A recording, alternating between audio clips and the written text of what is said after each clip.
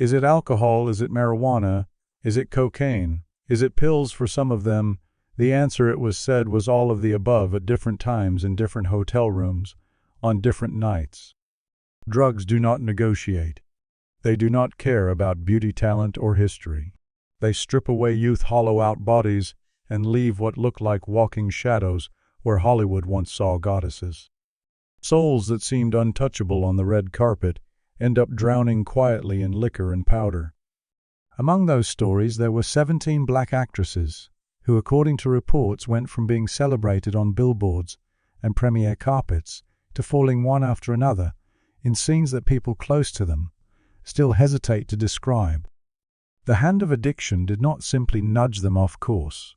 It dragged them from the highest balcony of fame down into the lowest, filthiest depths, back alleys, anonymous apartments, hospital corridors with no cameras. In this investigation, we walk through those descents one by one, not to sensationalize their suffering, but to expose how far and how fast addiction pushed these black screen icons. The question is not just how they fell, but how terrifyingly deep they were allowed to sink before anyone truly tried to pull them back. 1. Tamara Dobson, the Cleopatra goddess, turned into a living mummy on stage. In 1973, when Cleopatra Jones hit theaters, Tamara Dobson didn't just appear on screen, she detonated onto it. Standing 6'2" with a stare that could quiet an entire room and a walk that felt more like a royal procession, she became, for many, the first true black female action hero in mainstream cinema.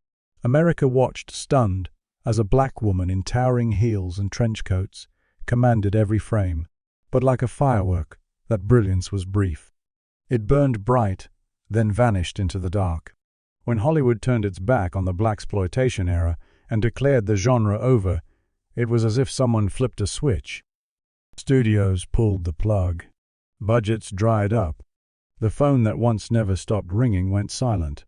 According to people who knew her, Tamara's name seemed to disappear from contract lists almost overnight, as though she had been deleted from the system. That was when the nightmare reportedly began. By the late 1970s, her small Los Angeles apartment had, as friends later described it, the feel of a tomb that still contained a living person. No ringing phone, no new roles, no stylists knocking on the door. Just the clink of bottles hitting the trash and the soft scatter of pills across the floorboards. Whiskey, painkillers, anything that could mute the sound of a career cut short became part of her daily routine. On the morning of July 12, 1979, it was said that her closest friend unlocked the door and froze. Tamara lay motionless on the sofa, heavy with the smell of alcohol, the floor around her littered with shattered capsules and tablet dust. She was still alive, but barely. No major paper ran that story. No urgent headlines. Hollywood simply looked away. The woman once framed as a real life, Cleopatra had become, in the industry's eyes, disposable. Over the years that followed, alcohol and pills reportedly carved away at her body. The legendary dark hair, once her crown, thinned and fell in clumps on her pillow. The powerful frame that had once filled the screen shrank until, as witnesses later recalled, she looked like a fragile figure draped in an old silk dress, rather than the towering icon people remembered. Every step in heels that had once symbolized power started to feel to those who watched her like a cruel test she could barely pass.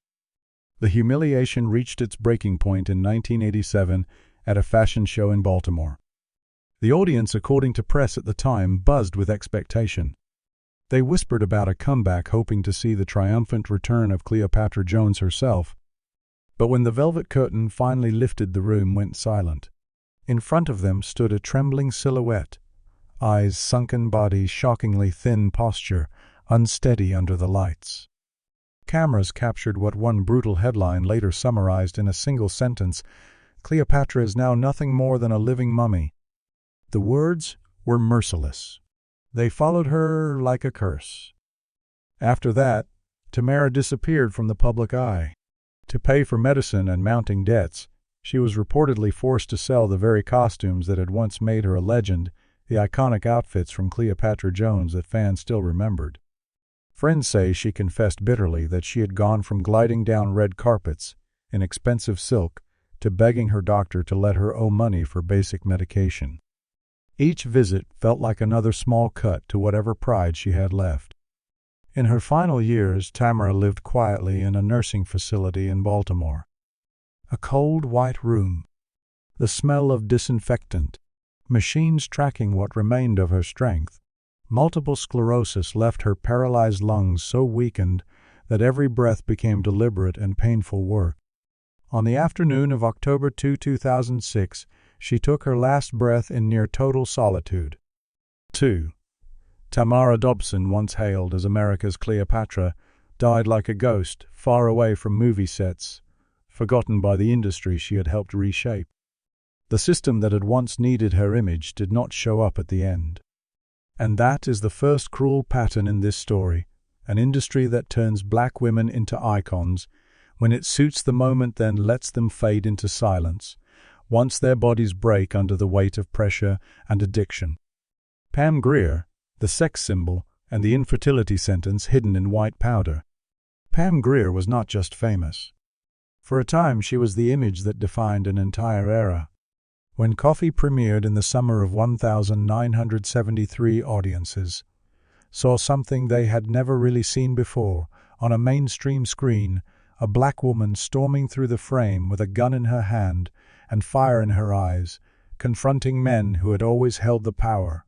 A year later, Foxy Brown turned that impact into legend. Critics crowned her a sex symbol, a queen of American cinema. Posters of her covered bedroom walls and theater lobbies. Her body, her attitude, her face all became marketable symbols of liberation and danger wrapped together. But as insiders later recalled, while the public watched Pam Grier blaze across screens, another quieter story had already begun. The same Hollywood that cheered her strength was soaked in a different kind of addiction, lines of cocaine, passed around like party favors, offered in studios, backstage rooms, and private houses in the hills. One night, in September 1975, according to accounts that followed, Pam bent over a polished mirror on Sunset Strip and inhaled cocaine for the first time. The effect was instant. The rush, the false confidence, the feeling that she could outpace exhaustion and stay ahead of the industry's shifting tastes. It sold itself as a solution. In reality, she had just stepped across the threshold of a new kind of trap. Over the years that followed, cocaine reportedly became a constant presence, a shadow attached to her schedule. Long days on set blurred into long nights at parties. By the early 1980s, the damage was no longer hidden. In a quiet examination room in Los Angeles, her personal doctor, she later said, spoke with brutal clarity. If she did not stop, she might not survive much longer. The warning felt like ice in the bloodstream, but a lecture could not reverse what had already happened inside her body. Over time, her cycles became irregular pain, sharpened, and tests delivered a devastating conclusion. Her reproductive system had been seriously harmed, a consequence doctors believed of years of stress, lifestyle, and drug use. When the doctor finally told her she would likely never conceive, she reportedly broke down, burying her face in her hands and whispering words she would later repeat in interviews that cocaine had stolen her chance to become a mother. She would go on to describe that wound as the one injury success could never fix. A career could be rebuilt. Roles could return. Awards and attention could come back around with enough patience and luck. But the sound she had once imagined, her own baby crying in her arms, would remain a silence she could never fill. In later reflections, Pam Grier admitted that every time she saw another woman holding a child, something in her recoiled and ached. Drugs had not just taken away health and years. They had taken away, in her words, the most sacred dream she carried for herself. 3. Dorothy Dandridge, the Oscar star who reached for help in the dark. Everyone in old Hollywood knew Dorothy Dandridge's name. In 1954, when she walked the red carpet for Carmen Jones wearing a red dress that seemed to set the night on fire, she broke through a wall no one else had pierced. She became the first black woman ever nominated for an Academy Award for Best Actress. They called her The Black Rose. But the nomination, which should have been a beginning, turned out to be a cruel mirage. Once the Oscar season ended and the cameras turned away, Hollywood did not open its doors wider for her. It narrowed them. Leading roles for a black woman were still scarce, tightly controlled, often token. The industry that had celebrated her as an exception had no long-term plan for her. Then the personal blows began to stack. Her first marriage to Harold Nicholas collapsed in infidelity and distance, leaving her to shoulder the weight of motherhood on her own.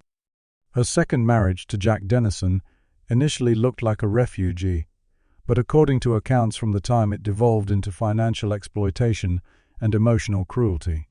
When that marriage ended, Dorothy was not only alone, she was nearly broke, humiliated, and tired. Worse still was the heartbreak that never left her, her daughter Heroine born with severe brain damage and unable to live independently. Dorothy adored her, visited her, and fought for her care. But eventually, with her resources drained and work disappearing, she was forced to place her child in a specialized facility. To those close to her, she reportedly confessed in anguish that she felt like a failed mother. That guilt became another weight she carried into every room. Drained by betrayal, financial ruin, and a brutal sense of parental failure, Dorothy began to look for escape wherever she could find it. Alcohol, sleeping pills. Nights faded into each other as she tried to buy a few hours of numbness. The beautiful face the world had once praised grew puffy. Her eyes lost their spark. People who saw her at parties whispered that the Oscar nominee had become a cautionary tale. At one Beverly Hills gathering, she reportedly collapsed with a glass in her hand. The room reacted with gossip instead of concern. The same town that once lined up to see her on screen now watched from a distance as she unraveled. On the night of September 7, 1965, in her modest West Hollywood apartment, Dorothy picked up the phone. According to one account, her voice shook as she told a friend she could not go on like this. It was a plea, another attempt to be heard above the noise of her own collapse. By morning it was too late. Dorothy Dandridge was found lifeless on the floor. An empty bottle. Scattered pills. The official reports could not quite agree: overdose, embolism, some fatal convergence of exhausted body and chemical escape. In the end, the category no longer mattered. What mattered was the image burned into history, the first black woman ever nominated for Best Actress gone alone, and nearly penniless, in a town that had once dressed her up as its symbol of progress.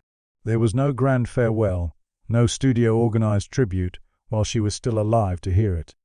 Her death left behind an uncomfortable question: how does an industry celebrate a barrier-breaking black woman on Sunday night, and then let her face her worst battles in almost total isolation?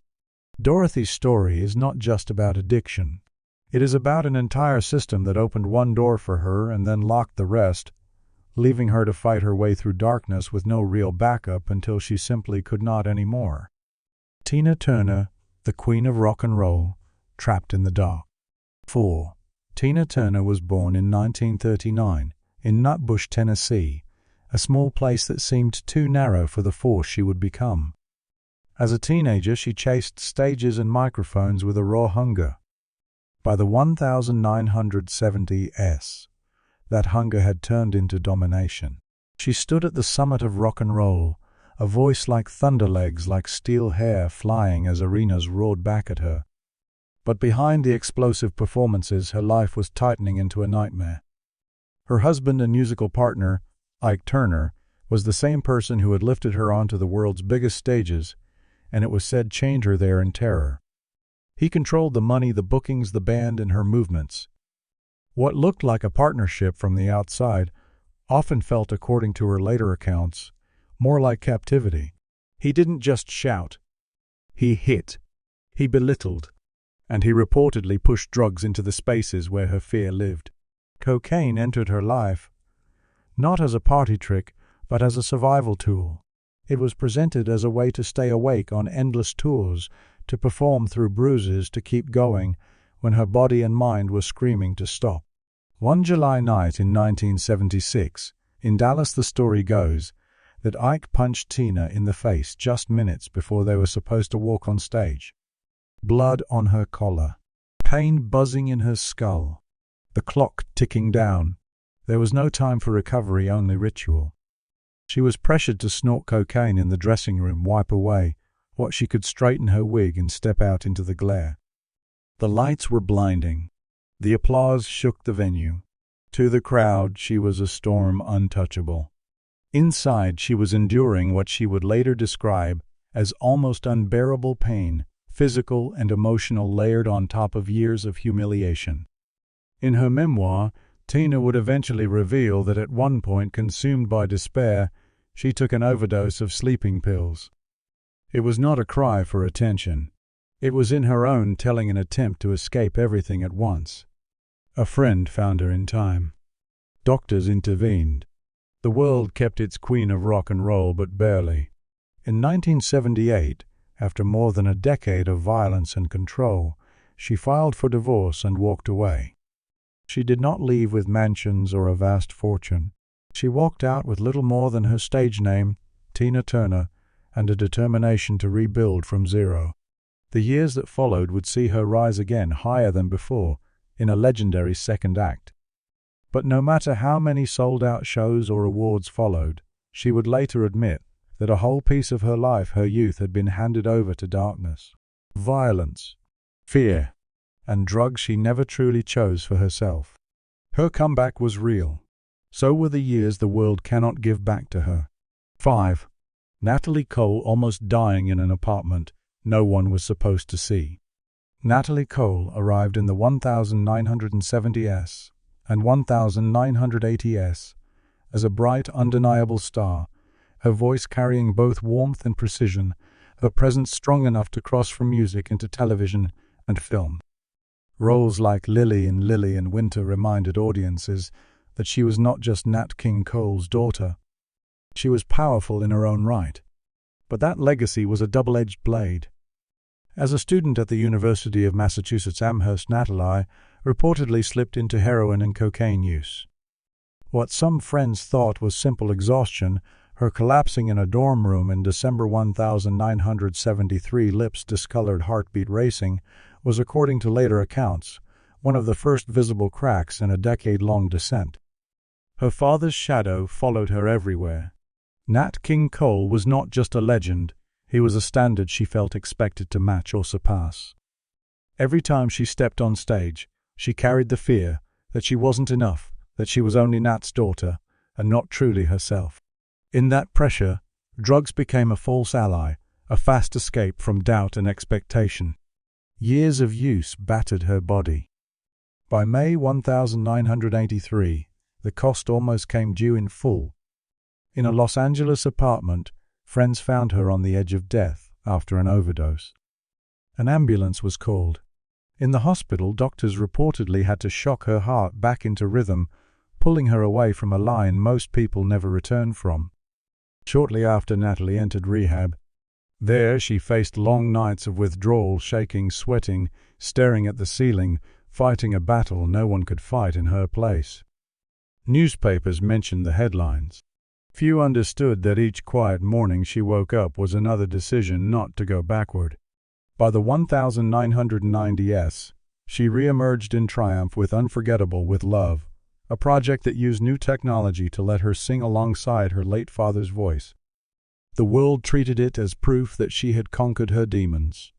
A full circle, a victory lap. But according to those close to her, the scars were not just emotional. They were physical.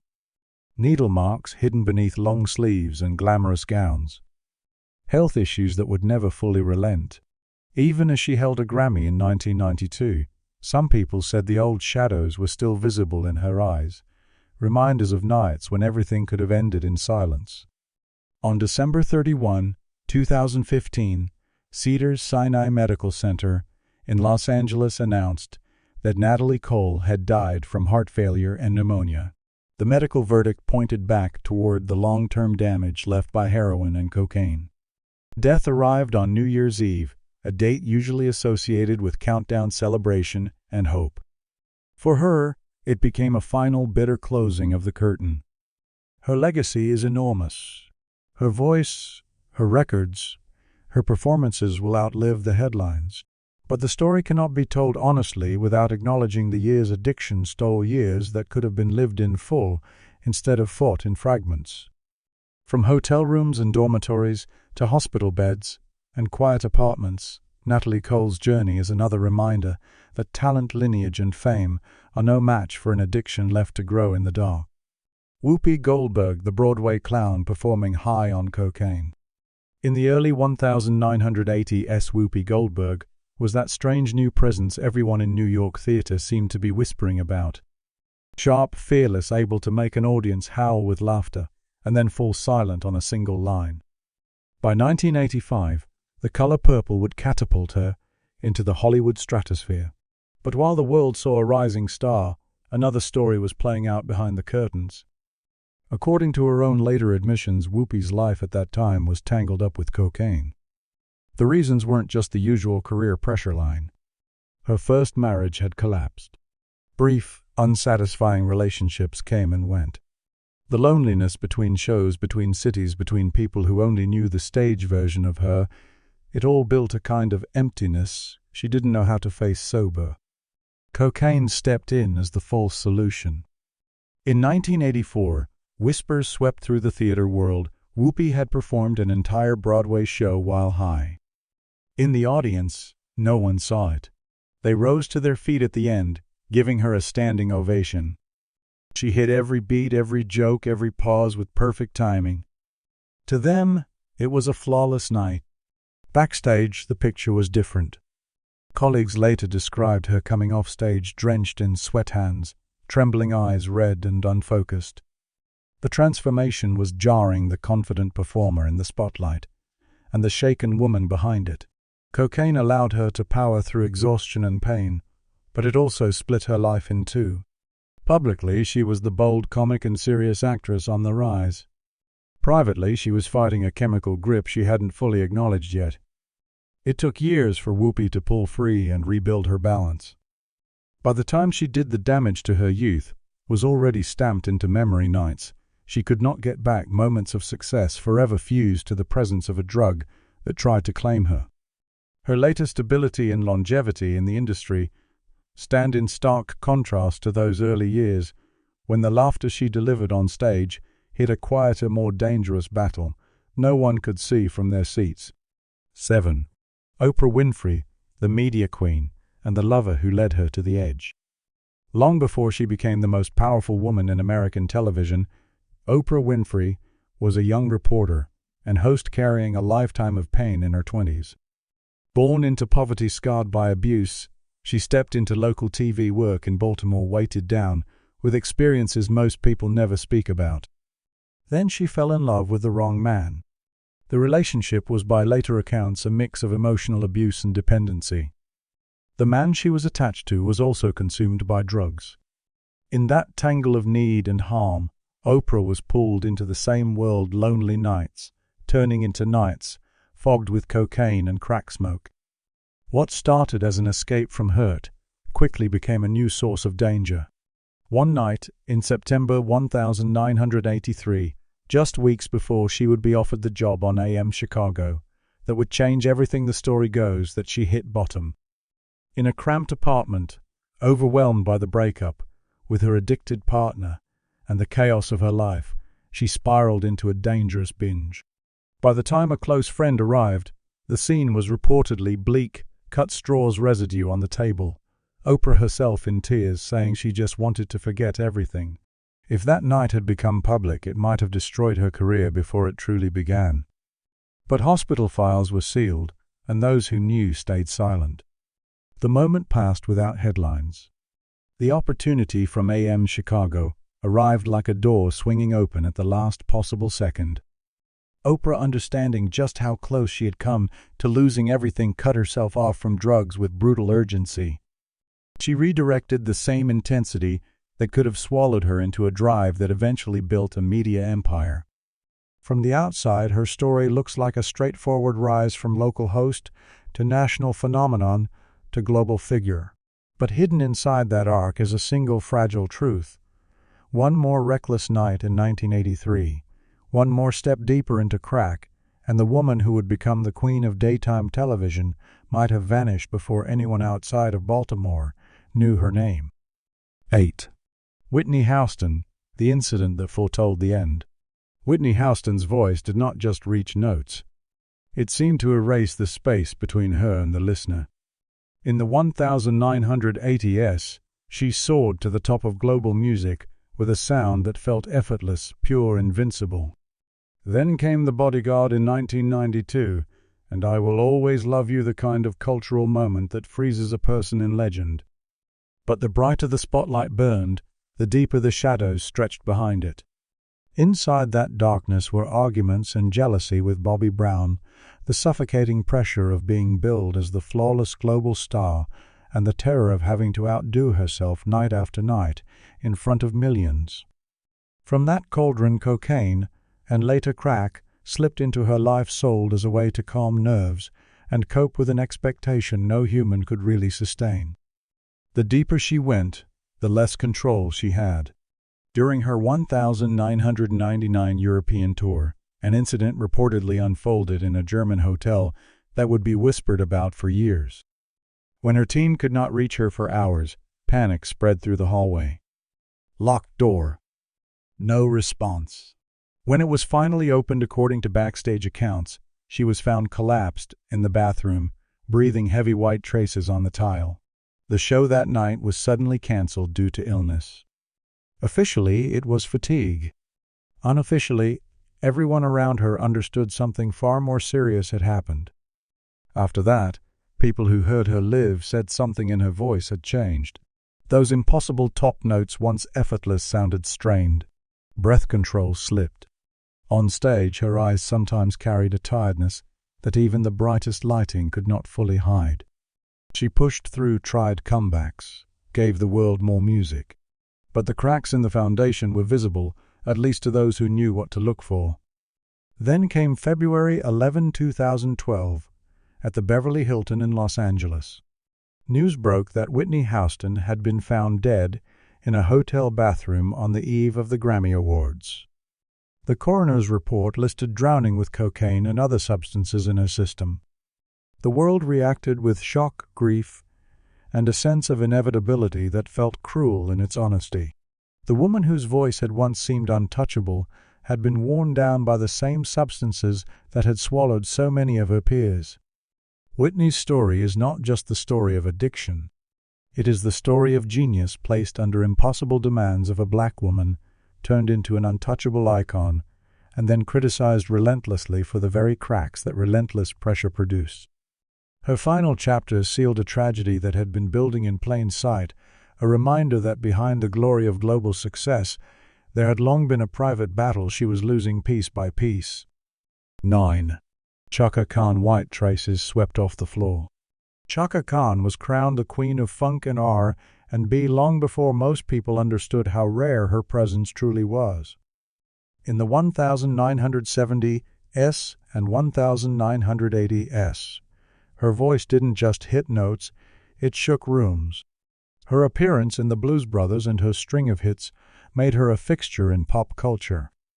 When she stepped on stage, it felt like the lights were answering to her, not the other way around. But the same life that built her legend also pressed her toward the edge. Endless touring, back-to-back studio sessions, and the pressure to stay at the top created a brutal rhythm. Late nights blurred into early mornings. At first, according to those around her, substances entered the picture as tools, ways to stay awake to keep the show moving. Then it escalated. Heroin, cocaine, alcohol. What started as a way to manage the grind slowly became the grind. The price surfaced in September 1984 in Los Angeles. After a run of exhausting recording nights, Chaka was reportedly found unconscious in a hotel room. The air was cold. A towel hung half off a chair. A glass rested on the table, tilted, its contents partially spilled. The official line to the public was simple exhaustion. Behind-the-scenes whispers told a different story. People spoke quietly of white traces hurried off the floor before anyone outside the inner circle could see. of a near disaster framed as nothing more than overwork. Only a year later, in July 1985 in Chicago, a major partnership deal was set to solidify her next chapter. At the last moment it fell apart. Chaka vanished from contact for days with rumors that she had suffered another collapse. Management, according to those familiar with the period, scrambled to contain the fallout, cutting off calls, redirecting questions, and doing everything possible to keep her star image from shattering in real time. When she re-emerged, something had shifted.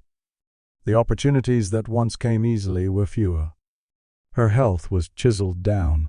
Big projects slipped quietly out of reach. Later, Chaka would speak openly about entering rehab and doing the work to rebuild. She confronted what had taken a decade from her. Even as she returned to the stage stronger, she admitted that the 10 peak years, the years when her voice and presence could have dominated on an even larger scale, had been swallowed whole by addiction. Instead of a full-color reel of triumphs, that period became, in her own reflection, more like a flickering black-and-white film of what might have been doors closing that would never open again. 10. Vanity, the siren at war with her own body. Denise Matthews, known to the world as Vanity, was one of the most striking faces of the 1980s. She moved alongside Prince Sean in The Last Dragon and became a symbol of dangerous allure and electric charm. On stage and on screen, she looked untouchable, slick leather, smoky eyes, a presence that seemed made for the era's fantasies. But offstage, Vanity was fighting a war against something far more relentless than gossip or critics. Crack cocaine entered her life as a supposed escape. It did not just derail her career. It slowly turned her own body into a battlefield. Years later, in 2015, doctors delivered a diagnosis that sounded like something from a medical horror file, encapsulating peritoneal sclerosis, a rare condition where the membrane lining the abdomen hardens and tightens around the intestine. For a woman once celebrated for her figure and physical power, it was a devastating reversal. Her strength faded. Her abdomen swelled. Pain wrapped around her like a vise, making simple movement a test of endurance. Fans still pictured her as the fiery, magnetic figure in music videos and movie scenes. In reality, she was spending long stretches in a hospital, relying on daily peritoneal dialysis just to stay alive.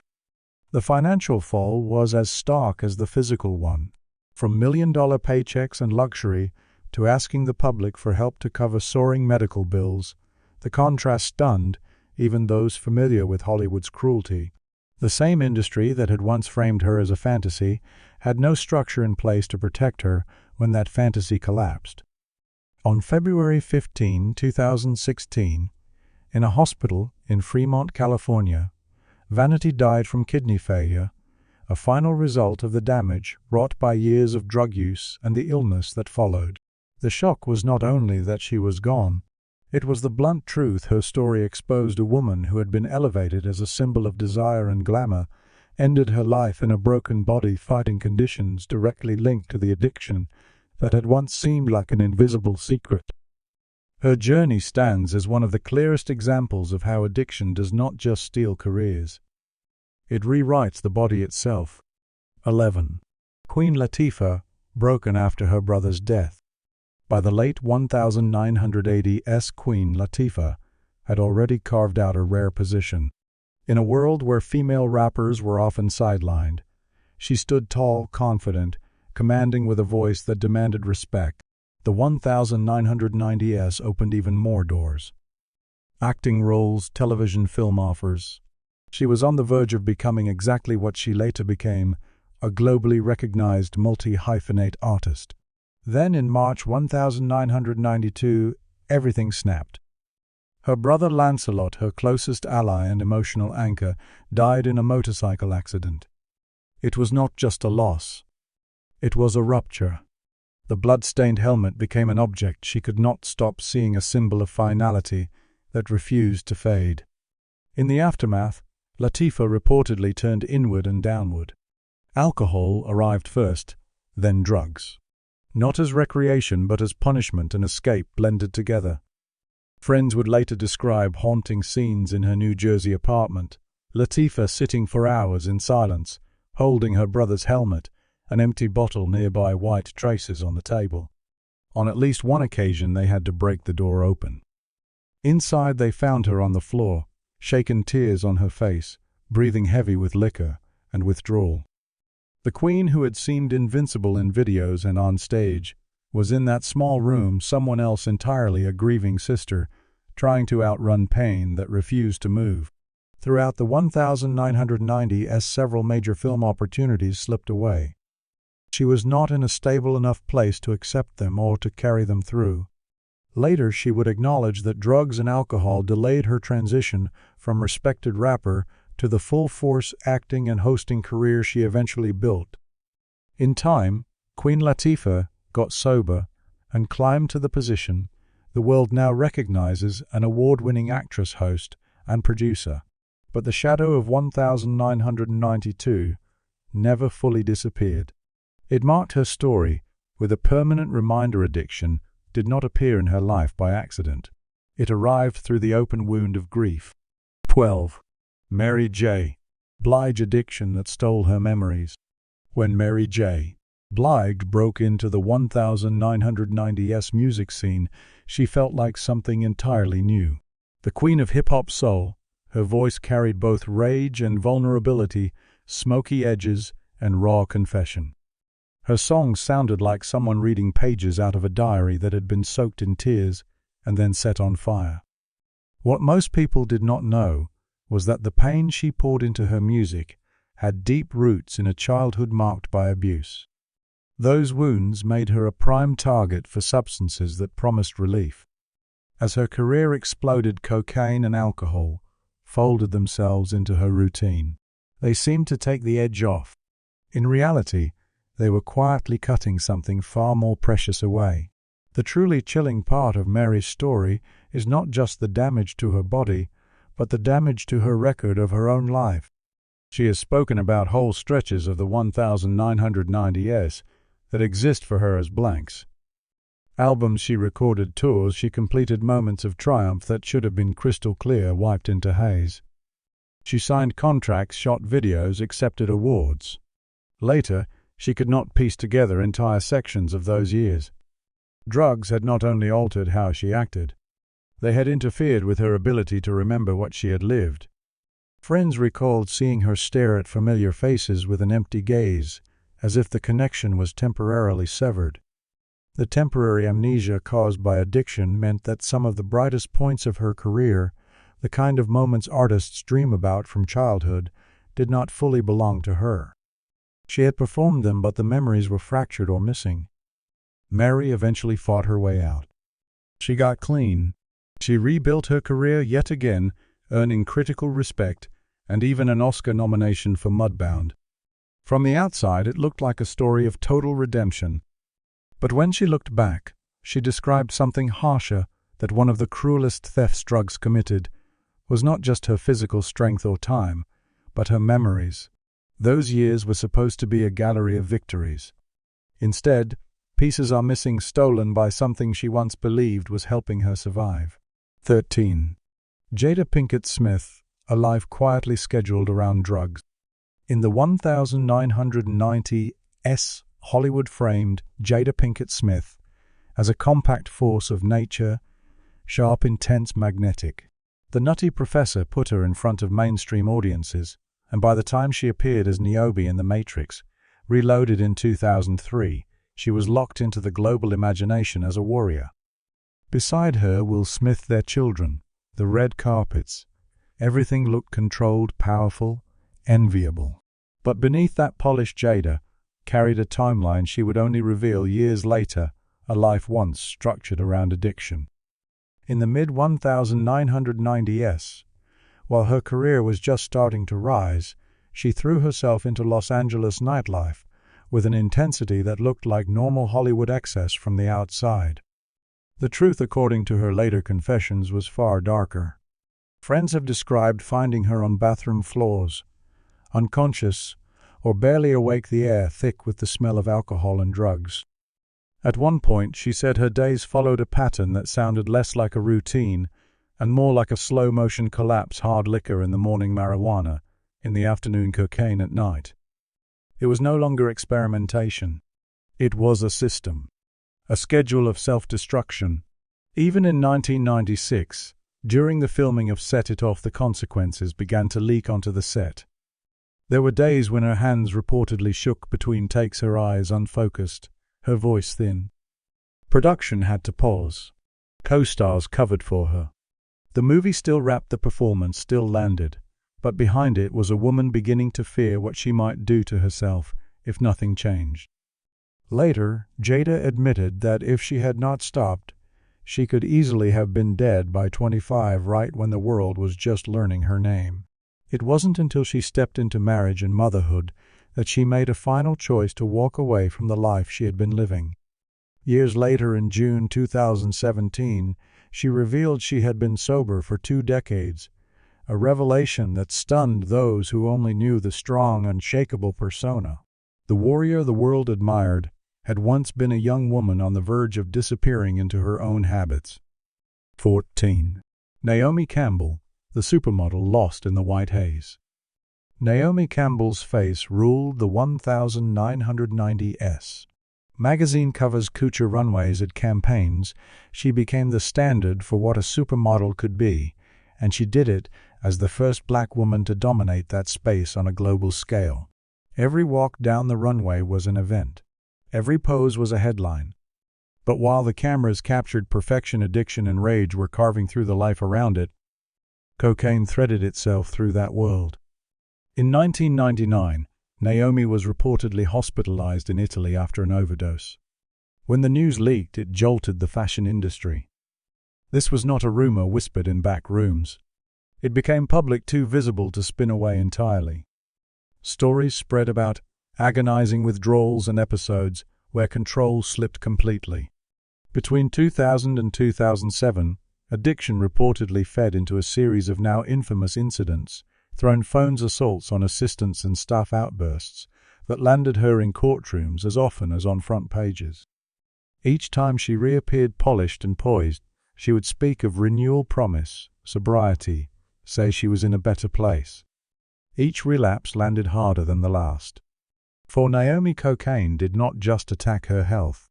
It turned her life into a long series of public spectacles, forcing the world to watch as one of the most recognizable black women in fashion tried and often failed to pull herself out of the spiral.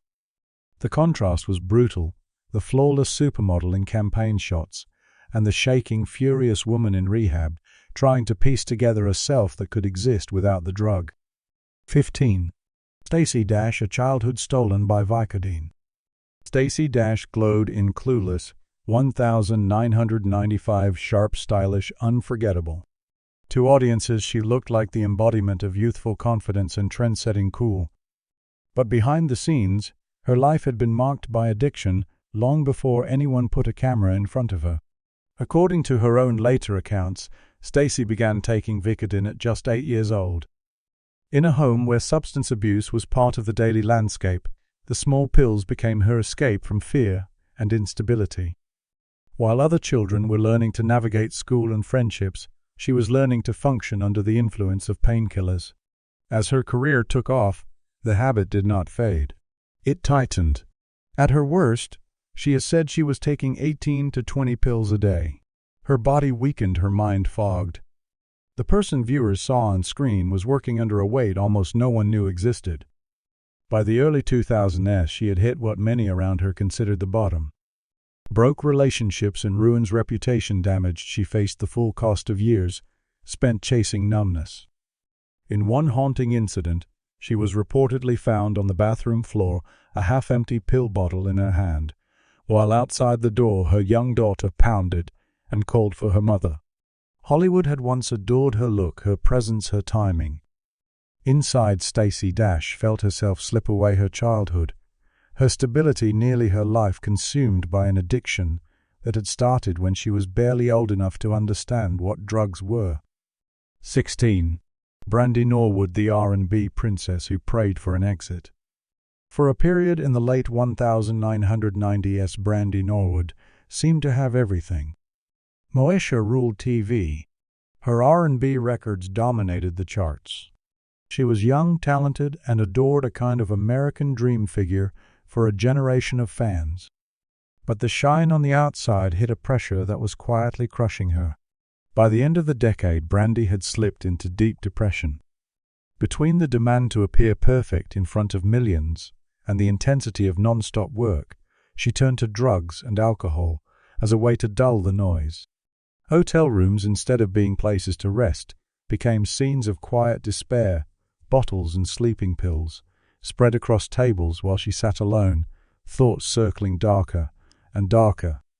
In 1999, she later revealed there were nights when she did not want to see another morning. She wrote in her diary that she did not want to live, that the weight of expectation had become unbearable. Publicly, she kept smiling, kept singing, kept playing her role as the R&B princess. Behind closed doors, she was a teenager in crisis, crying until there were no tears left, holding a bottle, as if it were the only thing anchoring her to the room. Friends and team members reportedly had to intervene more than once, finding her unresponsive or on the edge of overdosing. Some major projects nearly fell apart because she had disappeared for hours at a time. If they had not stepped in, if timing had been slightly different, her life and career might have ended at 20, right when her name was echoing at its loudest. 17. Billie Holiday heroine turned an angelic voice into a prisoner. Billie Holiday's voice on Strange Fruit remains one of the most haunting sounds in music history. She could hold a room in silence with a single note, her phrasing turning songs into confessions. In the 1940s, she was a star in the finest clubs, elegant, devastating, unforgettable. Outside the spotlight, heroin became her constant companion. Night after night she sang for mesmerized crowds, then stepped off stage to find her next fix. Stories from that time describe scenes where the needle was still on the table when she was called back to perform, lips unsteady but voice still able to send a chill through the room. Her pain and her talent moved in lockstep, each feeding the other. In 1947, at what should have been the height of her career, she was arrested for heroin possession. The image of Billie Holiday, wrists in cuffs, walking out of a courthouse in a dark dress, stunned the country. After prison, she lost her cabaret card, the license that allowed her to perform in New York's top venues. The woman who had once sung in the best rooms was forced into smaller, rougher spaces, where dim light revealed a face worn down by struggle. Even in the summer of 1959, when she was in the hospital with severe liver and heart problems, the system did not grant her mercy. Police raided her room, searched drawers and pillows, and announced they had found heroin. They handcuffed her to the bed. The legend who had given so much to music now lay, weakened veins, hooked to IV lines, wrists bound. Friends said she cried, asking why they were still doing this to her when she barely had the strength to stand. Instead of protection, she was treated as a criminal until the end. On July 17, 1959, Billie Holiday died under guard. No cheering crowd, no orchestra, just a frail body, an empty room and chains as part of the final scene. Her voice became immortal. The way she was treated at the end became a permanent stain on the record of how society handles artists broken by addiction. These stories converge on one brutal truth. Drugs do not care about talent, legend, or legacy. From Cleopatra Jones to Whitney Houston, from vanity to Billie Holiday, addiction dragged some of Hollywood's and music's brightest black women from red carpets and spotlighted stages into hospital beds, anonymous apartments, and lonely exits. The images that remain, strained faces under harsh lights, swept off powder on hotel floors, metal restraints in hospital rooms, are not just personal tragedies. They are warnings about the merciless price that fame, pressure, and easy access to drugs can demand. If you know someone whose life